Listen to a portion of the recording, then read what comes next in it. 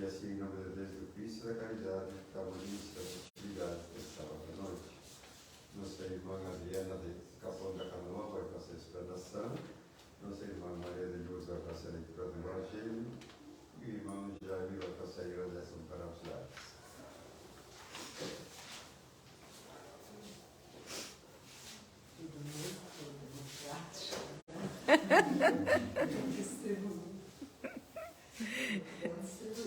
Boa noite a todos. Boa noite. Honra teu pai e tua mãe. Capítulo 14. No Antigo Testamento, em Êxodo, já encontramos essa máxima. Honra teu pai e tua mãe para viveres muito tempo na terra que o Senhor teu Deus te dará. E no Novo Testamento, tu conheces os mandamentos. Não mates, não cometas adultério, não roubes, não levantes falso testemunho, não defraudes ninguém. Honra teu pai e tua mãe. Escreveram Marcos, Lucas e Mateus. Só João não escreveu essa passagem. No item 8, com a explicação de Allan Kardec, parentesco corporal e parentesco espiritual. Os laços de sangue não estabelecem necessariamente os laços entre os espíritos. O corpo procede do corpo, mas o espírito não procede do espírito, porque o espírito existia antes da formação do corpo. Não é o pai quem cria o espírito de seu filho, ele só lhe fornece um envoltório corporal, mas deve ajudar em seu desenvolvimento intelectual e moral para fazê-lo progredir. Os espíritos que encarnam numa mesma família, sobretudo como parentes próximos, muito frequentemente são espíritos simpáticos, unidos por relações anteriores, que se traduzem em sua afeição durante a vida terrestre. Mas pode acontecer também que esses espíritos sejam completamente estranhos uns aos outros, divididos por antipatias igualmente anteriores, que também se traduzem em seu antagonismo na Terra, servindo-lhes de provação. Os verdadeiros laços de família não são, pois, os da consanguinidade, mas os de simpatia e comunhão de pensamentos que unem os espíritos, antes, durante e depois de sua encarnação. Do que se segue que dois seres, nascidos de pais diferentes, podem ser mais irmãos pelo espírito que se o fossem pelo sangue.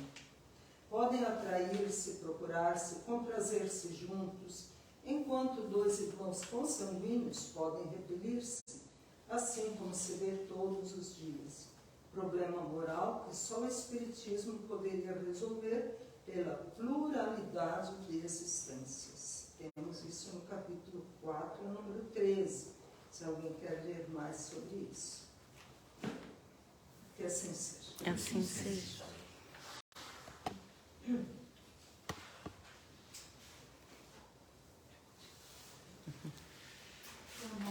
Boa noite. Sejam todos muito bem-vindos à casa que é de vocês. Vou falar um pouquinho hoje de um tema que a gente não fala muito, assim, né? Que é o corpo físico. É um tema bem... É a primeira vez assim, que me pediram para falar, né? Lá na Kardec, e daí eu já trouxe minhas anotações aqui. Que bom. Para a gente conversar um pouquinho, né? Sim. E vamos pensar assim, né, gente? Por que a gente tem corpo físico? Se nós somos espíritos eternos, por que a gente tem que passar por essa roupagem aqui, né? Qual é o objetivo disso? Né? Tem algum objetivo? Tem, né? Então, lá no livro dos Espíritos, o Allan Kardec pergunta para os Espíritos qual é o objetivo da encarnação. E lá o Allan Kardec, os Espíritos se respondem para o Allan Kardec que é o meio da gente chegar à perfeição, que é uma escola, hospital, tudo junto, né? Então, o meio da gente chegar à perfeição. O corpo físico, ele nos impõe algumas dificuldades, né? Fome, frio, o que mais, né? Tantas coisas que a gente precisa prover para o corpo físico estar, para a gente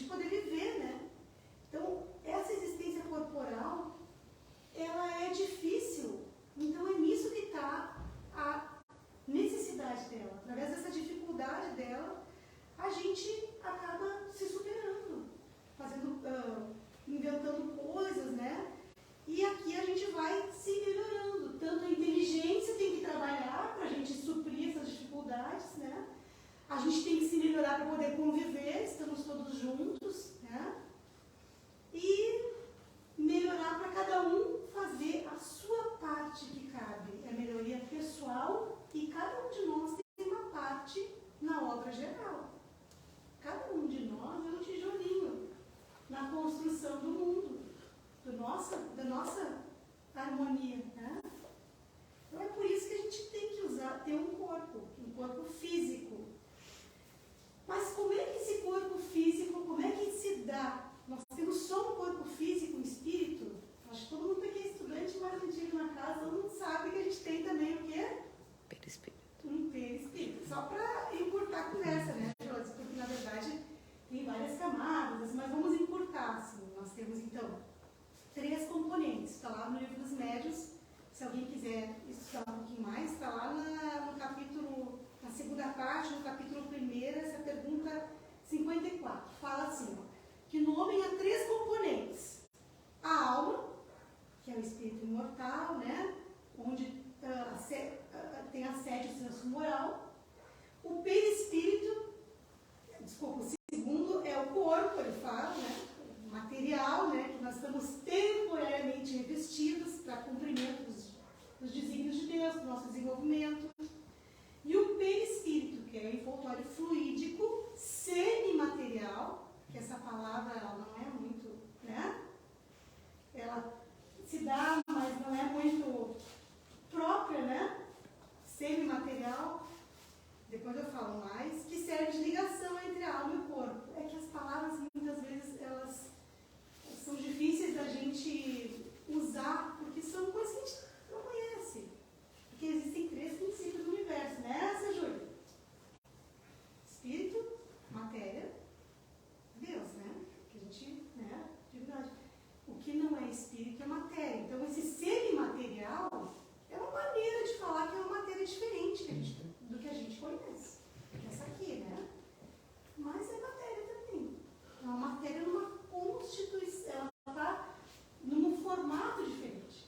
E como os nossos olhos, nossos ouvidos, o nosso corpo está adaptado para essa realidade aqui, a gente não enxerga aquilo que não é a matéria, digamos, compatível com os nossos sentidos.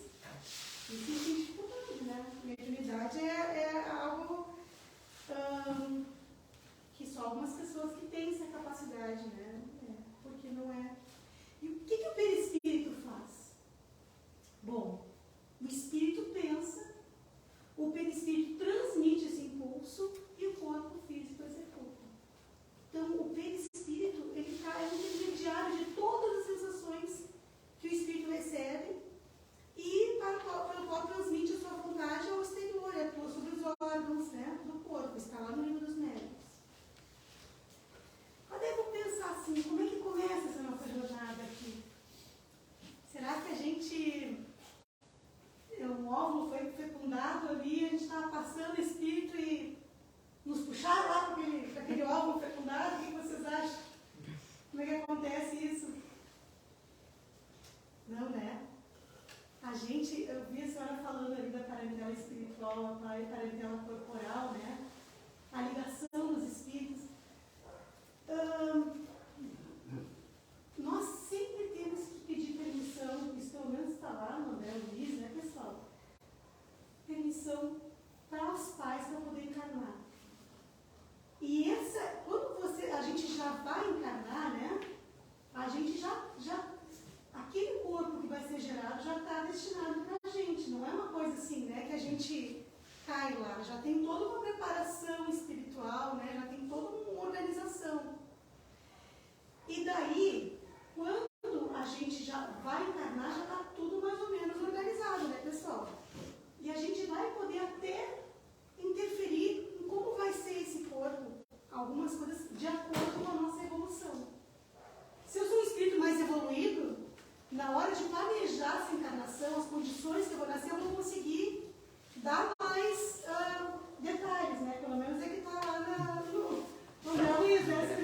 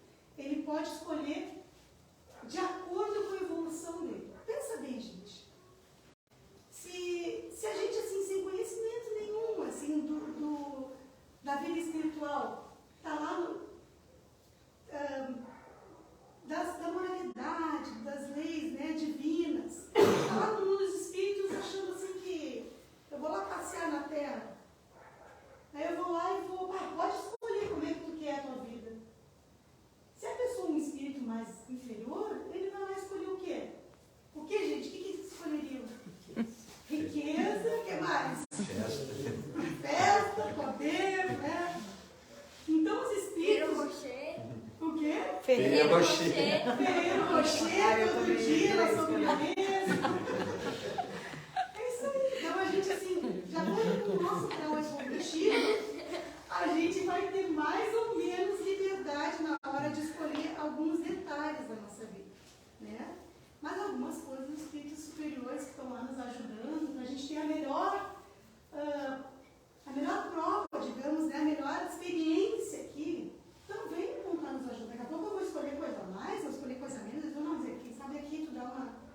Tu não vai aguentar esse tranco aqui, porque chega aqui e a coisa não é tão fácil, né? Pega menos, ou ali... Então, assim, de acordo com a nossa evolução, a gente vai conseguir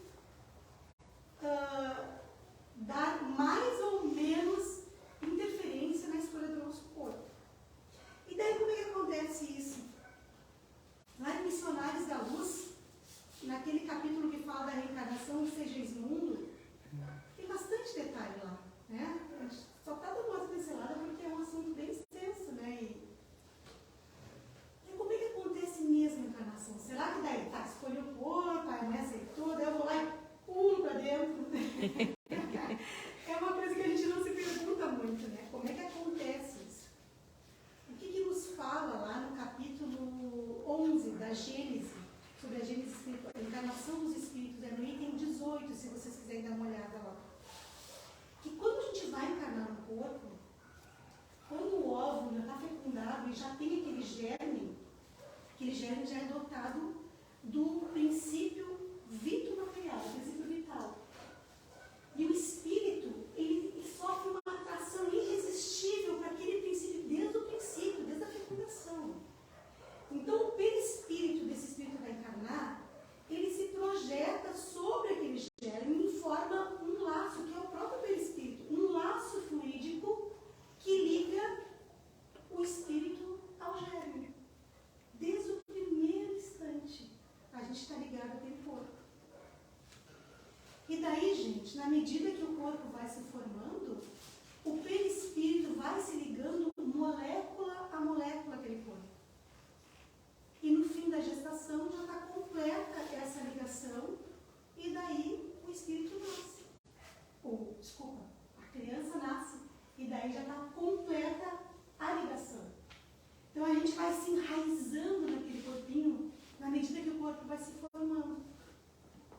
E é interessante a gente falar isso para a gente pensar na gestação. Lá na nossa casa, é uma casa grande, a gente tem mais gente, a gente conseguiu fazer a evangelização dos bebês. Legal. Aquele espírito já está lá. Ele está lá do lado da mãe, já está ligado com aquele corpo da mãe, já está ali, ele já está naquele ambiente. E não é um trabalho tão fácil, gente. Não é tão... É mais fácil a gente desencarnar, é menos... Menos traumático. Menos traumático, porque a gente sofre uma perturbação, né? É uma perturbação, essa fase.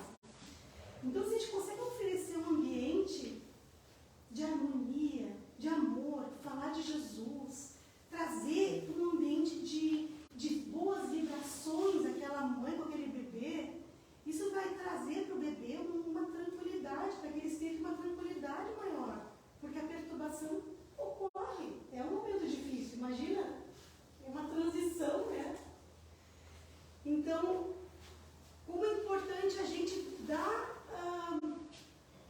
para esse período da vida, tentar ter um momento de harmonia, tentar ter o máximo de harmonia e de aproximação com ambientes equilibrados, né? Porque já está ali aquele espírito do lado, já está ouvindo tudo, a psicanálise agora atrás, né? Quanto mais anterior é o trauma, mais profundo ele é e mais impactante na vida da pessoa. Então vocês pensam na gestação, quantas pessoas têm traumas da gestação que não conseguem detectar, que eles são marcas profundas naquele espírito. Tem que estar ouvindo tudo e talvez com mais lucidez, talvez, do que quando já está no bebê, né? Porque ele está mais livre ali, né? É verdade.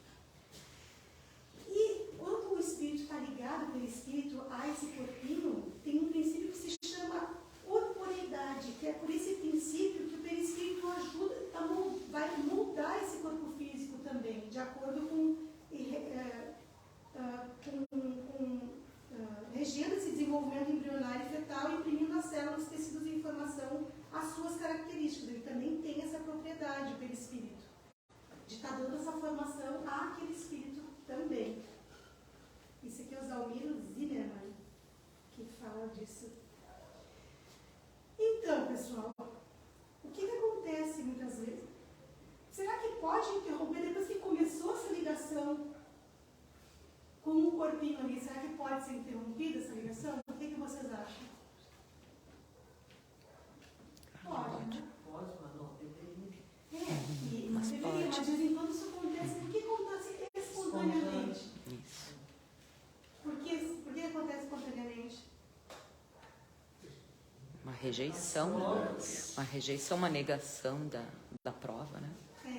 Muitas vezes ele fica assustado, o espírito, ele tem recua, né? Ele tem fica com medo. Porque é fácil estar aqui? O que vocês acham? Não é muito fácil, né? Então muitas vezes o espírito recua. Mas nunca um outro espírito vai poder ir lá e tomar lugar. Aquele corpo era para aquele espírito, se ele recuou, ocorre o aborto natural, muitas vezes, né? E o princípio vital, nós também somos dotados desse princípio vital. Que esse princípio vital, eu vou ler, tá, pessoal? É a força motriz dos corpos orgânicos. E esse princípio, ele é o que nos dá vida. A hora que o princípio vital se extingue, nós morremos. Os órgãos falham e nós morremos. Então, assim, por que eu trouxe esse tema? E para a gente tentar perceber o quanto nós ainda temos que andar como humanidade, né?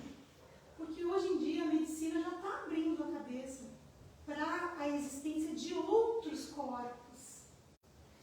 Mas, enquanto ela não realmente se apropriar dessa nossa realidade, que nós somos corpo, perispírito, espírito, muita coisa não vai poder ser descoberta. Né? A gente não percebe que o nosso espírito está demandando sempre para o nosso corpo através do perispírito, e quantas doenças a gente poderia estar percebendo, né? Se a gente soubesse, né, dessa realidade, se os médicos soubessem.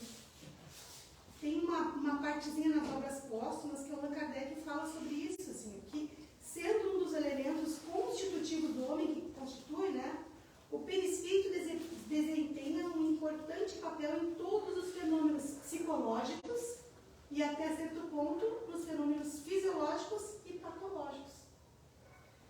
Diz que a doença vem de dentro para fora.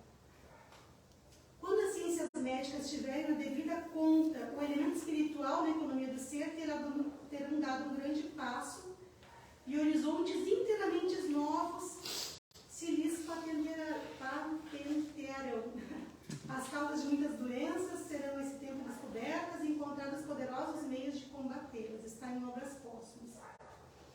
Hoje em dia as pessoas se tivesse projetor eu ia mostrar para vocês, né? As pessoas já falam, já tem esse conhecimento assim que não está totalmente, a ciência já está indo atrás, mas a dor aqui, o que representa, já ouviram isso, né? A dor aqui é, sei lá, culpa, dor aqui medo, aqui raiva. Então esse conhecimento Já tem. já existe.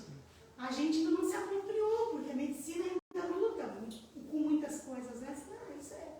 Mas na verdade a gente já tem a gente já consegue perceber isso no corpo, né? E muitos já. A medicina chinesa, ela há muito tempo já sabe disso, né? A nossa é que não conseguiu ainda. E por isso, gente, lá no Evangelho segundo o Espiritismo diz, né? No sede perfeitos, cuidar do corpo e do espírito. E lá diz assim, ó. Porque nós estamos em dependência mútua. Esse aqui é o veículo para mim me movimentar no mundo. Como é que eu não vou cuidar bem dele? Se eu não cuidar bem dele, eu vou adoecer, eu não vou conseguir fazer o meu papel no mundo. E o espírito também, a gente saber que a gente é um ser diverso aí, que tudo que eu faço por mim, né, na minha mente, na minha maneira de ser, quantas doenças a gente tem visto aí, né? A ansiedade, depressão,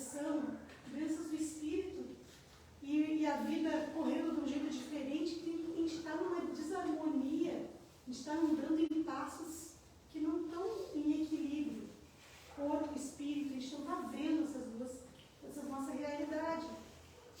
Então, cuidar do nosso corpo é importantíssimo. A gente deveria trazer mais isso, porque isso aqui o André Luiz foi considerado suicida por quê? Ele não era um cara, ele, assim, diferente da maioria, mas comia muito, bebia, fumava. Então, assim, nós precisamos preservar esse corpo para a gente poder executar a nossa tarefa aqui. E o que é o cuidado? Alimentação, exercício. Não é porque a gente é espírita que a gente pode largar tudo e dizer agora só espírito. Vou cuidar só disso. Eu sou professora de educação física, meu marido só dá uma dica. Muito bom. Que a gente também... Não, disse muito bom as dicas. Não, a gente vai pensar, né? O nosso corpo foi formado numa fase que os homens caminhavam 10 km por dia. Uma pré-história que tinham que caçar. E as mulheres carregavam os filhos no colo até 4 anos. Pensa bem, gente. Até 4 anos carregavam o filho no colo, elas caminhavam 2 km por dia, mas com o filho no colo. Olha o que é esses corpos fortes. E agora a gente não faz nada de exercício, né? Muito pouco. Né? E quando eu falo alimentação saudável, eu queria só dar uma dicasinha.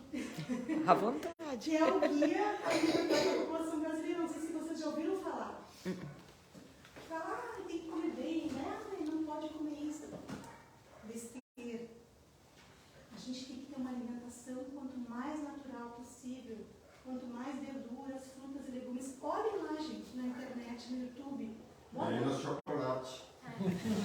Pode comer o chocolate, viu? Pode comer, viu? Só que assim, ó, chocolate todo dia daí vai fazer mal. Não, mas todo dia sobremesa e... Se for um pequenininho, não tem problema, mas olha lá o guia. Tem até uns vídeos. 2 palhinhas. É porque assim, ó, não tem nada proibido. Formigão. Só que a gente tem que pensar assim, ó, que a base da alimentação tem que ser coisas que vêm da natureza. Nós não somos feitos de natureza. Não é que eu quero um alimento processado lá com muito açúcar. Tu pode comer aquilo de vez em quando, não vai te desequilibrar se tu comer de vez em quando. Mas eu não vou falar mais. Olha o Guia Alimentar para a População Brasileira de 2014. Olha lá no YouTube, tem videozinho, assim. É simples, gente. E não tem, assim, que deixar de comer tal coisa. A gente tem que saber se equilibrar, né? Isso faz parte. Mas agora, para a gente falar um pouquinho do outro lado. E quando a gente deixa esse corpo, o que acontece? Isso é uma coisa muito importante e a gente não faz na casa espírita, eu não tenho visto, assim, sabe? A gente falar sobre isso. Depois que morremos, o que acontece? Acontece o inverso lá do nascimento.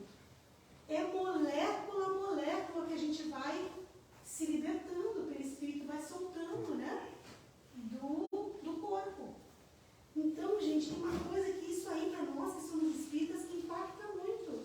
É qual é a nossa postura diante da morte. E assim, gente, não pense que aqui na casa espírita a gente vai dizer assim, não chore, né, seu Ju? A gente pode chorar. O nosso sentimento de amor, aquele sentimento genuíno da perda daquela pessoa, é uma coisa legítima, a gente não precisa esconder. O que a gente tem que evitar para o nosso bem, para o nosso equilíbrio, é o desespero. Porque assim, nós vamos nos encontrar. Com certeza, gente. Nós vamos todos nos encontrar. Então, assim, chorar, ficar triste, é a coisa mais natural que tem. E a gente não precisa, porque eu sou já ouvi isso, seu professor já ouviu isso? Yeah. Já ouvi isso. Nós somos espíritas, por que eu vou chorar? Imagina. Gente. Isso aí é negação daí. É uma coisa assim que a gente ouve no movimento, é importante a gente falar. Então, é normal. E a pessoa que está lá, ela está sentindo a tua dor. Isso também dá me ajuda a ajudar a palavra. Um alívio. Um conforto. Um alívio. Um conforto. Ela está sentindo a tua dor. Agora, Empatia, né? a empatia. Tá? E daí diz que lá os gregos iam para a rua arrancar os cabelos, né? Arrancar os cabelos. O exagero, né? Tinha que sair pra rua e arrancar os cabelos pra mostrar que estava sentindo. Nós, a gente não vai fazer nada pra fora. Agora, se eu tô... Isso é normal.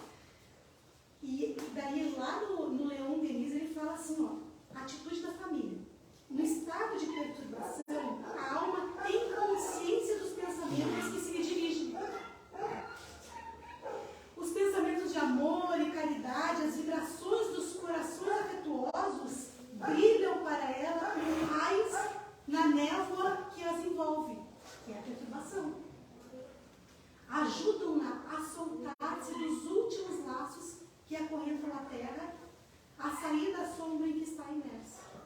Acho que ela é bem bonita essa passagem, né? Legal. Então a gente não precisa ter.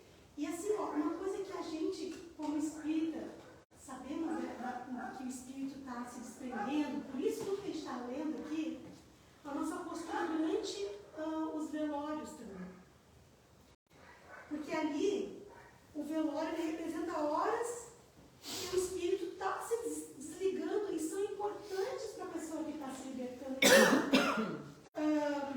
É bem comum a gente nos velórios, tem um monte de gente que está falando, é o mais comum até, né? Todo mundo falando em volta do caixão e tem gente que dá risada e que, gente, isso aí a gente tem que tentar, na medida do possível, com respeito, com todo amor, tentar nos velórios, dizer assim, quem sabe que vamos conversar lá fora, vamos fazer uma prece. Porque a prece, essa, ela vai ajudar o espírito a se desligar. Vocês viram que o Vinícius falou, né? Ó, as preces, isso aqui está no Evangelho sobre o Espiritismo, lá no capítulo 28, lá no finzinho. As preces pelos espíritos que acabaram de deixar a Terra não objetivam unicamente dar um testemunho de simpatia. Também tem por efeito auxiliar-lhes o desprendimento e, desse modo, abreviar a perturbação que sempre se segue à separação, tornando mais calmo esse despertar.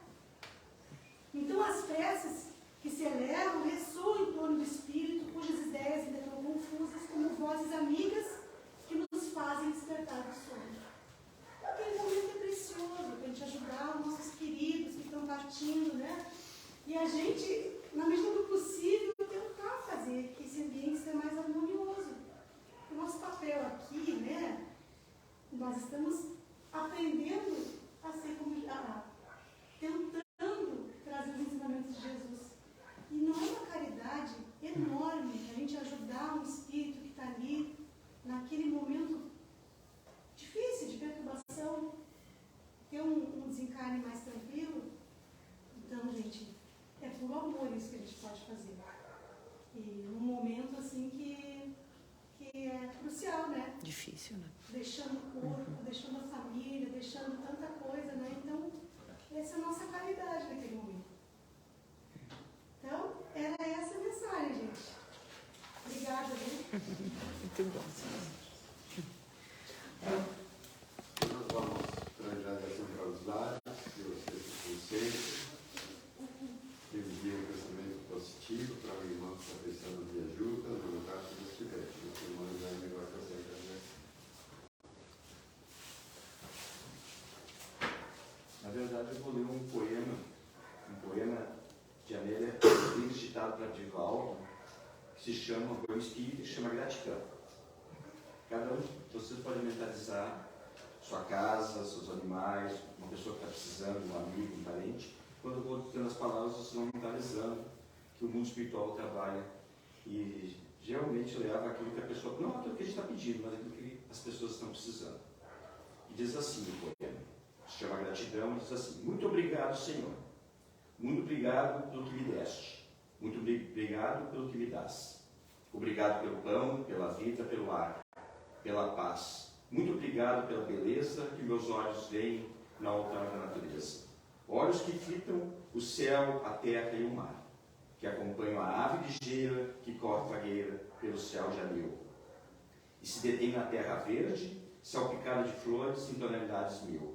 Muito obrigado, Senhor, porque eu posso ver meu amor, mas diante da minha visão eu detecto cegos guiados na escuridão, que tropeçam na multidão, que choram na solidão. Por eles eu oro e a ti imploro comiseração, que eu sei que depois dessa vida, na outra vida, eles também enxergarão. Muito obrigado, Senhor, pelos ouvidos meus que me foram dados por Deus, ouvidos que ouvem o tamborilar da chuva no telheiro, a melodia do vento nos ramos do palmeiro, as lágrimas que vertem os olhos do mundo inteiro, ouvidos que ouvem a música do povo que desce no morro na praça cantar. A melodia dos mortais se ouve uma vez e ninguém esquece nunca mais. A voz melodiosa, canora, melancólica do boiadeiro, e a dor que geme e que chora no coração do mundo inteiro. pela minha alegria de ouvir, pelos surdos eu te quero pedir, porque eu sei que depois dessa dor, o teu reino de amor voltarão a sentir. Obrigado pela minha voz, mas também pela sua voz, pela voz que canta, que ama, que ensina, que alfabetiza, que trauteia uma canção, que o teu nome profere com sentida emoção. Diante da minha melodia, eu quero rogar pelos que sofrem de afasia. Eles não cantam de noite, eles não falam de dia. Oro por eles, porque eu sei que depois dessa prova, na vida nova, eles cantarão. Obrigado, Senhor, pelas minhas mãos, mas também pelas mãos que aram, que semeiam, que agasalham. Mãos de ternura que libertam da amargura, mãos que apertam, mãos da caridade, da solidariedade, mãos dos adeuses que ficam feridas, que enxugam lágrimas e dores sofridas. Pelas mãos de sinfonias, de poesias, de cirurgias, de psicografias, pelas mãos que atendem à velhice, à dor, o desamor, pelas mãos que nos seiam para o corpo de um filho alheio sem receio, e pelos pés que levam a andar sem reclamar. Obrigado, Senhor, porque me posso movimentar diante do meu corpo perfeito.